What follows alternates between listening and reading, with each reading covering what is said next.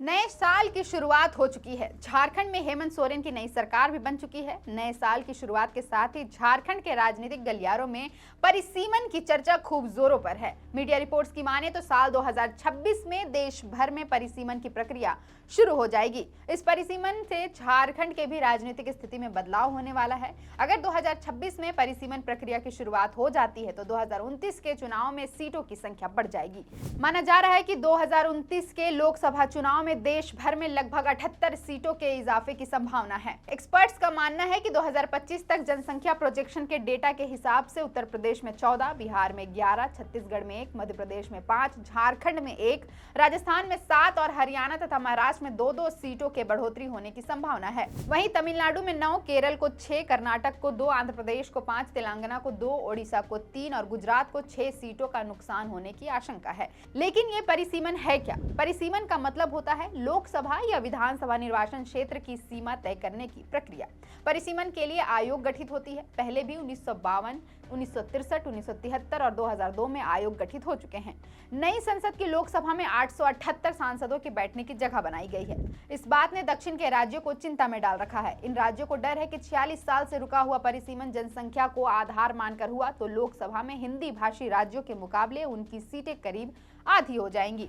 लेकिन अभी 2021 की जनगणना नहीं हुई है। सरकार परिसीमन से पहले जनगणना कराना चाहेगी। अगर जनगणना नहीं होती है तो वह 2011 की जनगणना को आधार मानकर परिसीमन करा सकती है। झारखंड में परिसीमन को लेकर साल 2021 में एक खबर वायरल हो रही थी, जिससे अनुसूचित जनजाति के नेताओं को चिंता में डाल दिया था। वायरल खबर के अनुसार केंद्र सरकार की ओर से अधिसूचना जारी की गई थी, जिसके अनुसार झारखंड में विधानसभा के लिए 81 सीटें होंगी। यहाँ पहले से ही 81 विधानसभा सीटें हैं। परिसीमन के बाद लोकसभा की सीटों में कोई परिवर्तन नहीं होगा, लेकिन हाँ, इस अधिसूचना के अनुसार झारखंड के विधानसभा सीटों में बदलाव जरूर हो रहा था। फिलहाल झारखंड में अनुसूचित जनजाति एसटी के लिए 28 सीटें हैं। इसी तरह अनुसूचित जाति एससी के लिए 8 सीटें आरक्षित है।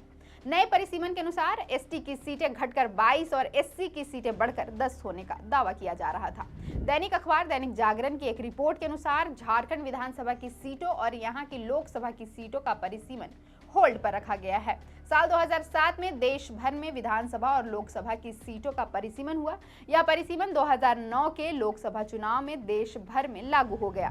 तब झारखंड में भी लागू होना था, लेकिन यहां आदिवासी विधायकों ने विरोध किया। विरोध का कारण यह था कि परिसीमन प्रस्ताव लागू होने के बाद झारखंड विधानसभा में एसटी की सीटें घट जाएंगी।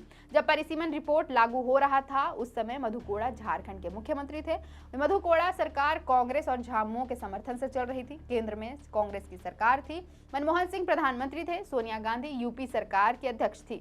मधु कोड़ा के नेतृत्व में झारखंड के आदिवासी नेताओं और विधायकों ने सोनिया गांधी और मनमोहन सिंह से मुलाकात की। झारखंड में परिसीमन आयोग की रिपोर्ट लागू न करने के लिए जोर दिया गया। नतीजतन झारखंड में परिसीमन आयोग की रिपोर्ट लागू नहीं हुई, जबकि पूरे देश में लागू हो गई। झारखंड विधानसभा सीटों का परिसीमन अब भी होल्ड पर है, कभी भी लागू हो सकता है। झारखंड के संदर्भ में भारत परिसीमन आयोग 2007 की रिपोर्ट अभी होल्ड पर है। अगर इसका अनुपालन होता है तो अनुसूचित जाति को राजनीतिक फायदा होगा। झारखंड में लोकसभा की 14 सीटें हैं। एससी के लिए अभी सिर्फ पलामू सीट आरक्षित है। 2007 के प्रस्ताव में पलामू के साथ साथ चतरा को भी एससी के लिए आरक्षित किया जा सकता है।